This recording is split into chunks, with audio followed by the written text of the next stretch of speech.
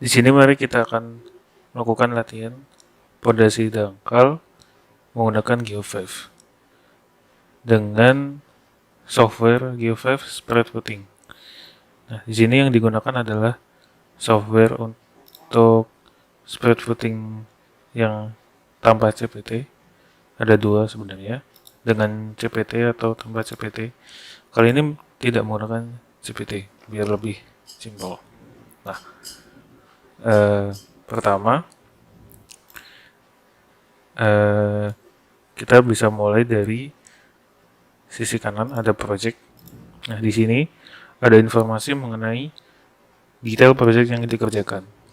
Ini ada sistem unit menggunakan metrik, tanggal, author segala macam. Bisa diisi, bisa tidak. Saya biasanya tidak. Tapi ketika kita melakukan generate report itu tentu dengan diisi ini akan menggunakan. Oh iya, btw ini menggunakan yang bajakan ya. Bajakan punya. Untuk cara downloadnya di mana? Ada di ceccs.card.co. Nanti linknya ada di deskripsi. Kemudian selanjutnya ada di settings. Nah, di settings ini ada standar yang digunakan. Ini ada standar-standarnya. Kita juga bisa setting standarnya juga. Kemudian kita juga bisa setting safety factor yang digunakan. Safety factor yang digunakan ini bisa kita setting sesuai dengan apa yang kita mau. Apa namanya, dari sananya udah di setting 1,5. Ada yang 3 juga sesuai dengan analisis yang digunakan. Tapi kita bisa ubah-ubah sesuai dengan kebutuhan. Saya akan biarkan saja. Kemudian selanjutnya ada profile. Nah, profile ini digunakan untuk menggambarkan lapisan tanah yang ada di sekitar pondasi dangkal ini. Kita bisa tambahkannya secara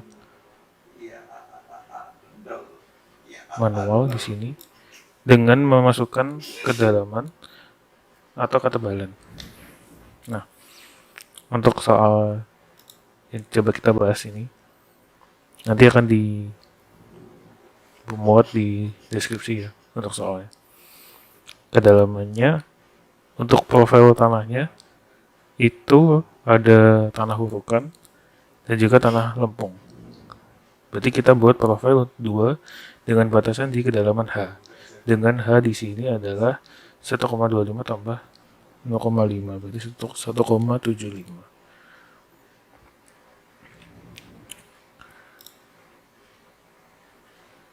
Kita bisa buat 1,75. Atau ketika kita menggunakan thickness juga bisa sama saja. Nah, di profile ini kita juga bisa ganti di sini. Kita bisa ganti, misalkan kita ganti jadi 2 meter. Tinggal enter, bisa jadi 2 meter. Tapi kita coba 1,75 aja.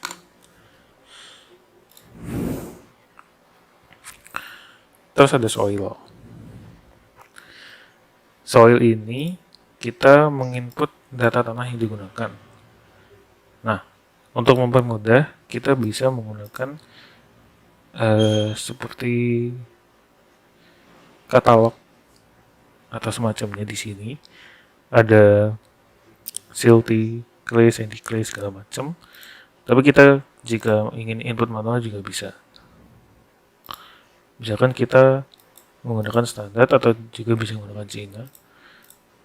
Misalkan saya menggunakan sandy clay. Kita bisa assign. Nah, mereka akan memberikan angka-angka di sini.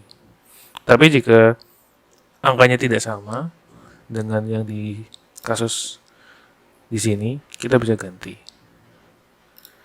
Contohnya mulai dari pertama unit weight atau gamma. Di sini kita pakai gamma 1,8 untuk tanah uruk dan juga 1,5 untuk tanah lempung, tapi ini gamma set ya. Berarti di sini 1,8 ton meter kubik. Nah, sedangkan di sini adalah satunya kilonewton. Berarti kita ubah dulu dikali 10. Berarti 1,8 jadi 18. Oh ya, untuk namanya tanah. Untuk sudut gesernya, di sini sudut gesernya adalah 40 dengan kohesi 0,1. Sudut gesernya 40, cukup tinggi, dan kohesinya 0,1. Persen rasio bisa dibiarkan saja, tapi biasanya di angka sekitar 4. Untuk EOD ini bisa dibiarkan saja atau bisa diisi sesuai itu. Untuk gamasat karena di sini tidak ada data mengenai gamasat, mungkin bisa diisi 20 atau 19.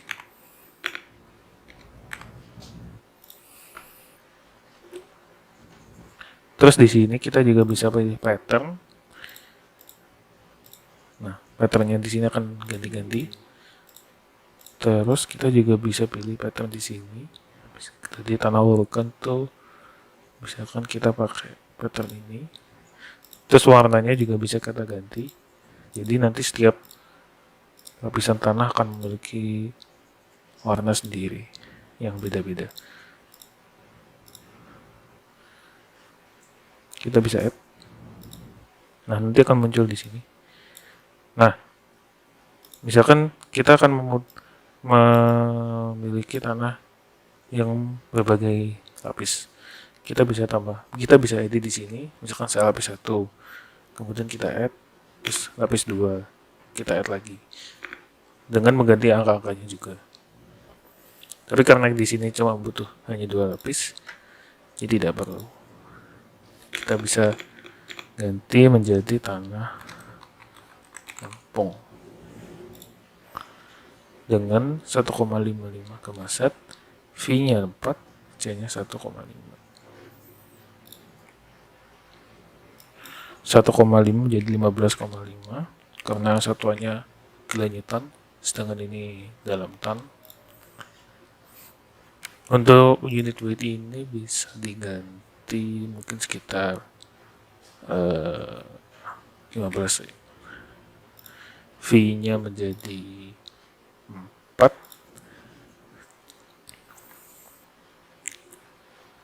Untuk C-nya menjadi 1,5 ton per meter. Jadi 15. Karena satuannya, ingat, ini kilopascal atau kilonewton per meter persegi, sedangkan di sini satuannya adalah ton. Persen rasio dibiarkan nggak apa. Warnanya mungkin diganti. Terus udah semua. Kita add.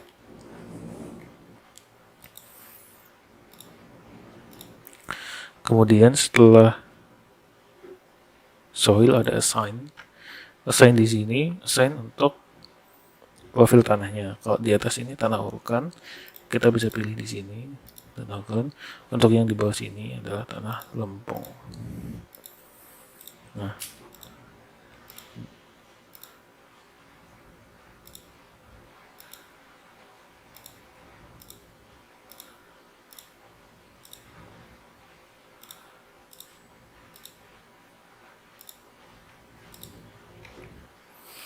kita juga bisa menggunakan ini. Kemudian next, setelah assign, kita ke foundation. Sebelum sini, kita juga bisa mengecek dengan gambar 3 dimensi ya. Di sini. Kemudian ada foundation. Di sini kita menentukan dimensi dari spread footing kita, tapi secara vertikal. Nah, terus kita juga bisa menentukan bentuk-bentuk dari spread footing yang digunakan. Misalkan ini untuk pondasi menerus, ini untuk spread footing yang ada eksentrisitasnya atau momen. Ini ada stepnya, jadi di bentuk 3 dimensi nanti akan kelihatan seperti ini. Ada yang bentuknya bulat, Ini dengan seperti notch. Kita pakai yang biasa aja. Kemudian untuk kedalaman. Nah, ini untuk kedalaman bisa kita ganti di sini atau dari sini. Depth from original ground surface. Nah, untuk di soal dari original ground itu sekitar setengah meter. Nah, ketika kita ganti sini, kita akan enter, maka ini akan ganti jadi setengah meter.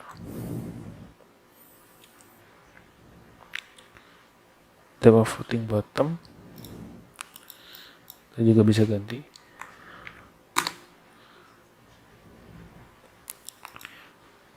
Kalau misalkan kita ganti 1, tidak bisa, karena original groundnya cuma sampai segini. Kalau misalkan original groundnya itu 1, terus footing groundnya ini setengah, itu bisa. Jadi footing ground tuh di sini, original tuh di sini parameternya. Original ground itu maksudnya ketika sebelum dibangun tanah aslinya itu kedalamannya di original ground. Sedangkan setelah kita membangun fondasinya, itu kita orok tapi tidak selevel dengan original ground ini. Tapi mungkin hanya sampai segini. Tapi di kasus ini karena sama, samakan aja. Kemudian ada foundation thickness atau ketebalan. Ketebalan tidak disebutkan ya. Iya, nggak ada. Ketebalan nggak ada. Diasumsikan aja. Inclination of finish grade. Ini adalah untuk inklinasi. Kemudian ada input unit weight, input shape of soil, the fill, geological profile. Nah, ini untuk mengisi di sini backfill. Ini ada tegangan overburden nih. Terus ini ada sudut inklinasi untuk footing bottom. Itu berarti sudut inklinasi di sininya. Kita biarkan saja. Terus ini ada load atau beban yang dikenai oleh fondasi ini. Nah, vertical force ini dalam kilonewton, misalkan kita pakai beban 10 ton atau 1 ton aja. 1 ton sama dengan 10 kilonewton. Terus ada momen arah X, Y. 1 kilonewton aja atau sekitar 100 kilogram per meter. Horizontal force mungkin 1 aja. Terus kita add. Kita juga bisa ganti namanya. Enggak usah. Nah, kita bisa ganti misalkan dengan beban 2, beban 3, beban 4 dengan kondisi-kondisi tertentu. Nanti ketika analisis akan dipilih beban mana yang memberikan titik paling kritis bagi fondasinya. Di sini hanya 1 saja. Terus ada service. Ini biasanya untuk analisis earthquake kalau ada salah. Jadi nanti untuk service pasti bebannya lebih kecil dari untuk desain, karena desain lebih tinggi. Jika sudah, ada geometri. Geometri ini kita menggunakan mendesain fondasi. Jika tadi dilihat dari vertikal, di geometri ini dari atas. Nah, ini sekali lagi ada bentuk-bentuk dari fondasinya. Nah, ini ketika dia dari pilenya atau kolomnya itu tidak di tengah. Nah, ini untuk fondasi menerus. Ini kalau bentuknya bulat dan macam-macam. Kita pakai yang sentrik saja.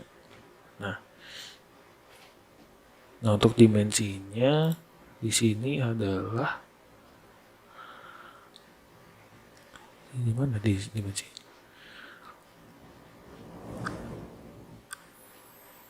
B-nya 1 meter. B-nya 1 meter berarti ini 1, di sini juga 1. Nah, untuk ini untuk kolomnya mungkin sekitar 0,4 ya.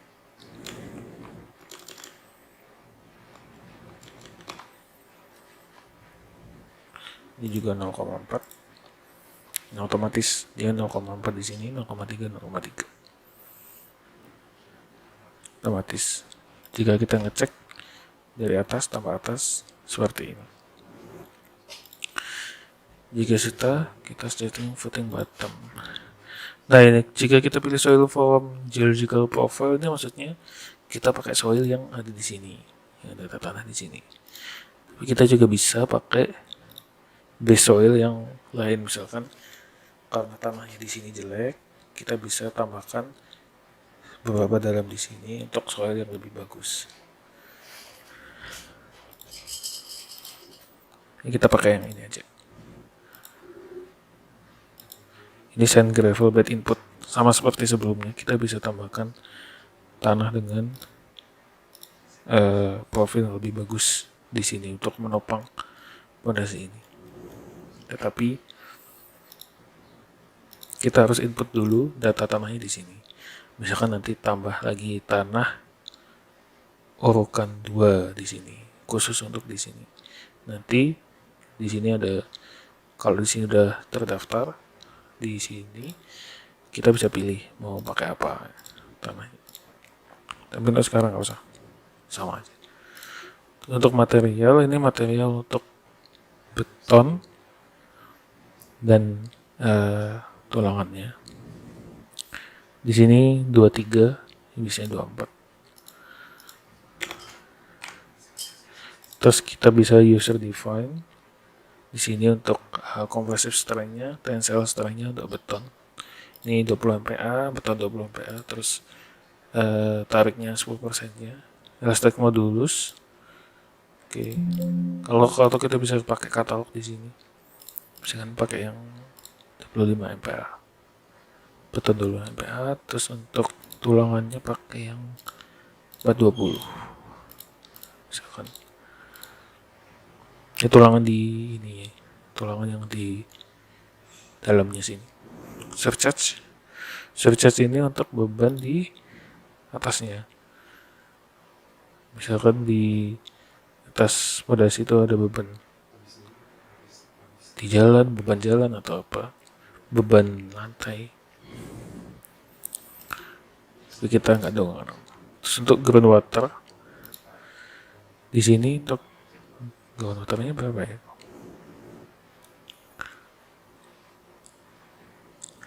Oh, ini groundwaternya di kedalaman 1,75 di tengah-tengah lapisan.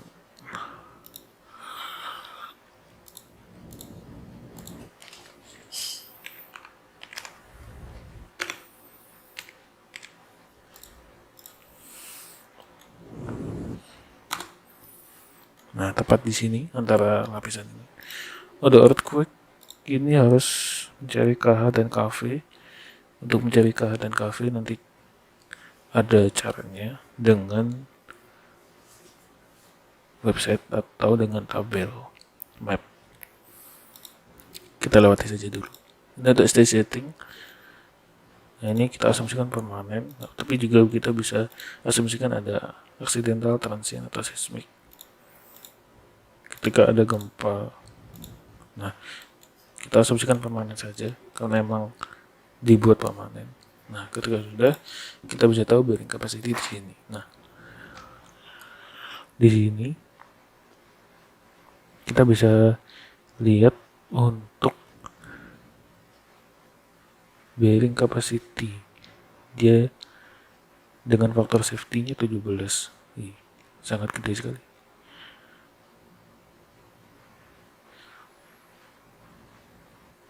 Terus ini untuk Ini untuk vertical load, eksentrisitas atau dengan momen di sudut X, di sumbu X, sumbu Y, terus overall, ada horizontal juga. Faktor safety-nya 12, sangat gede sekali.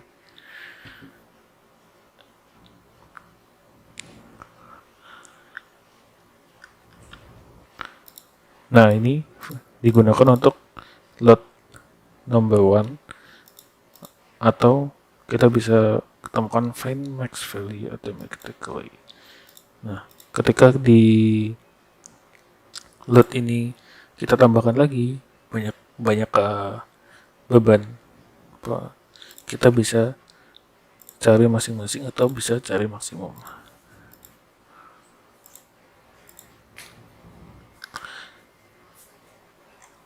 Coba loadnya dinaikin ya, atau ditambah mungkin untuk 10 ton kali ya.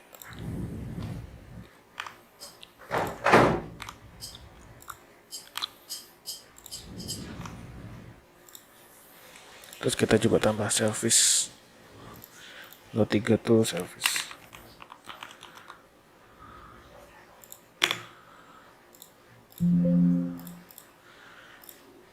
Nah, ketemu bearing capacity-nya 369 dengan extreme contact stress-nya 165. Tadi pakai load nomor tuh. Nih, berarti dia dapat ini di load number 1, karena load number 1 nggak segitu, dikit banget soalnya load number 1.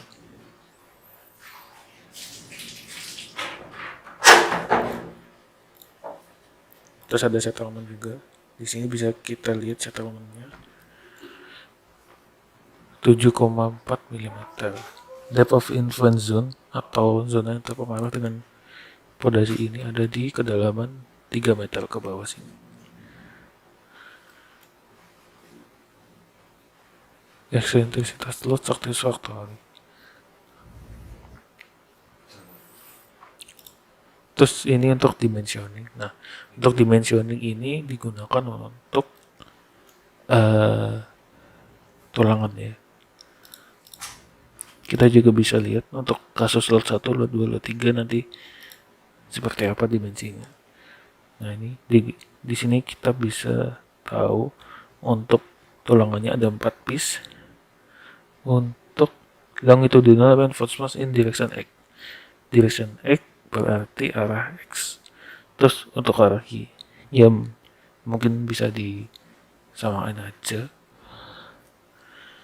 Reinforced cover ini adalah di sini ya.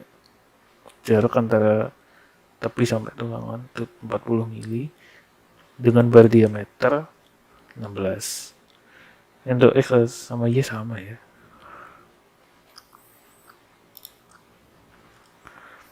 Untuk shear reinforcement cukup 2 aja, nggak usah banyak-banyak. Kalau sudah, kita bisa generate report di sini. Kalau ini secara detail semuanya, tapi kita juga bisa pilih mana saja yang bisa dihapus. Misalkan kita langsung report settlement atau bearing capacity saja, nggak perlu input datanya, tidak perlu, kita bisa centang di sini. Bisa save secara PDF atau langsung ke Word. Terus untuk report per halaman di sini.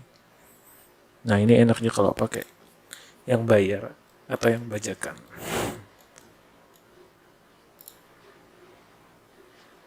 Bisa kita setting di sini. Terus kita save aja. Oh iya.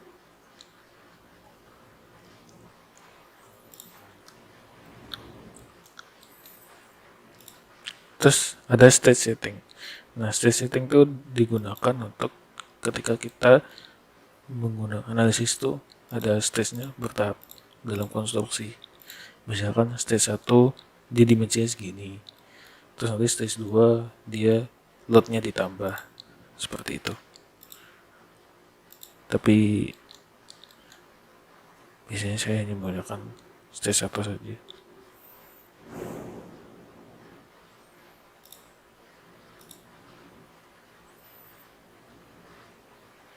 Oh iya, untuk KH dan kafe tadi gimana ya? Nih, bentar, saya carikan filenya.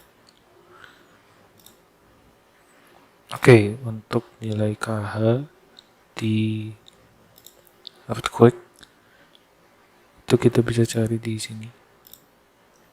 Nanti filenya akan dicantumkan juga. KH sama dengan 0,5 dari AD per G. G ini berarti gravitasi. AD adalah percepatan gempa terkoreksi atau PGAM. PGAM sama dengan FPGA SPGA. FPGA dari tabel 1, SPGA dari berdasarkan peta gempa 2017. Nah, di tabel 1 ini kita ada nilai SPGA dengan diketahui PGA-nya. PGA bisa kita cari dari ini rsa.ciptakarya.pu.go.id. Kita bisa masukkan koordinat atau nama kota di sini di Surabaya. Saya sudah coba masukkan. Terus kita pilih tanah yang di site itu, tanah keras, tanah lunak, atau batuan. Misalkan kita menggunakan tanah sedang. Ini nilai PGA-nya bisa kita tahu 0,3. Jika kita tahu nilai PGA-nya sekitar di sini, kita bisa tahu SPGA-nya tanah. Jadi 1,6. Dari rumus ini nanti kita bisa tahu nilai KH dan KV.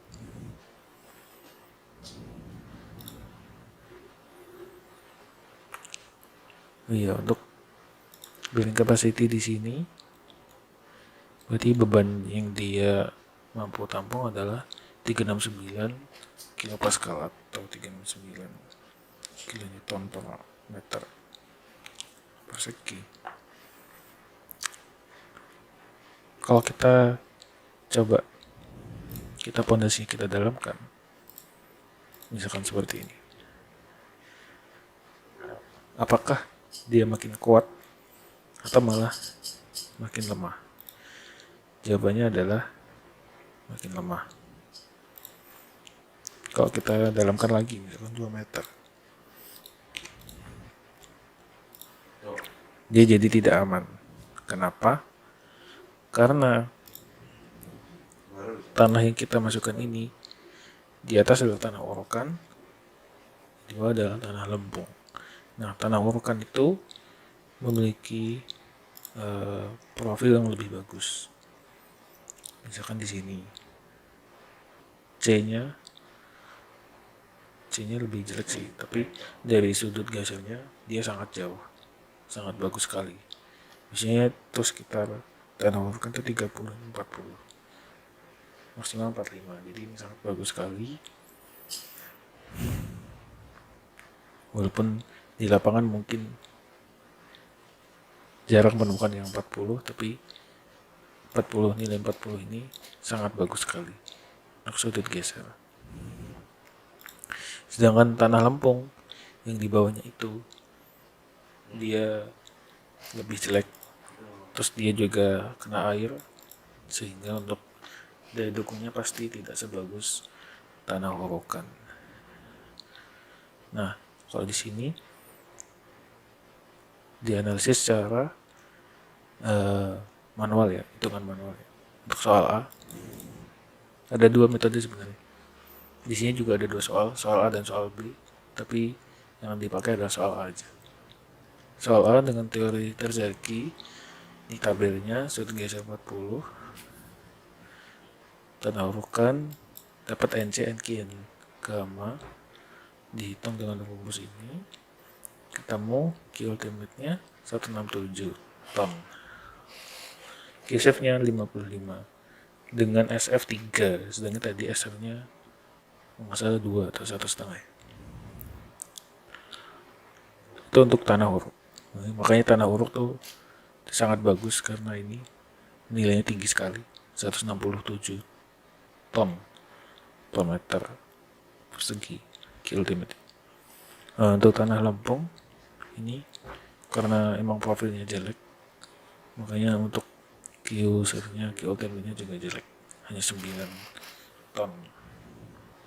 Biasanya di 3 dengan SF3. Oh ya, untuk 9 ini satunya ton ya, sedangkan di sini satunya kilopascal atau kilonewton per meter persegi. Jadi bisa disimpulkan ketika kita menambah dalam suatu fondasi itu tidak berarti kekuatannya makin bagus, bisa juga sebaliknya. Oleh karena itu soil test tuh sangat diperlukan. Nah, terus bagaimana caranya kita mengetahui data-data ini?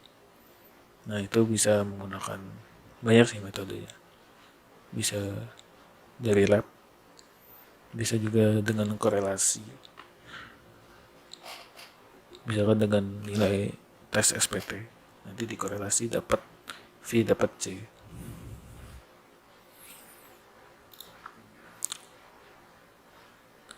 Nah, untuk yang ini yang saya gunakan versi bajakan, kita bisa save pekerjaan kita, walaupun menurut saya chance-nya itu gambling ya, 50-50, karena kadang yang di save itu nggak bisa, kadang bisa nge-save, kadang nggak bisa nge-save. Nah, ya solusinya ketika kita udah selesai seperti ini, kita bisa buat report atau di screenshot hasil-hasil dari ini.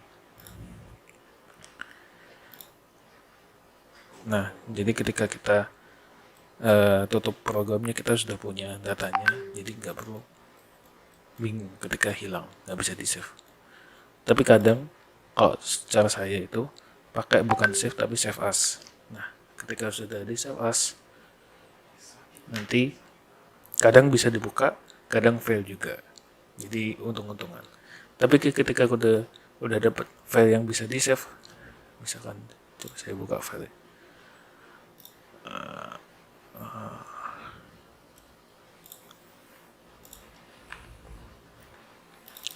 Nah, ini banyak sekali GFF yang beberapa yang udah bisa di save as dan bisa saya buka lagi. Nah, itu setelah lagi. Nah, nanti kita bisa buka file yang bisa kita save tadi, terus kita edit, terus save as lagi dengan nama baru. Ketika kita ada progress, kita save as lagi. Biasanya itu bisa terus jika file awalnya udah bisa di save as. Tapi ketika kita udah dari awal udah nggak bisa save as, ya emang nggak bisa. Tapi ketika dari awal atau filenya udah bisa di save as, terus kita buka, bisa dibuka dong. Nah, itu kita bisa edit, kita bisa ganti project, dimension, segala macam, soil. Terus nanti kita save as lagi, itu biasanya bisa. Itu sih tipsnya. Nah, aku kira cukup ya. Aku kira udah cukup semuanya. Sekian. Ya, saya Setia Kobe Influenza. Jika ada kekurangan atau kesalahan dalam video ini, mohon maaf.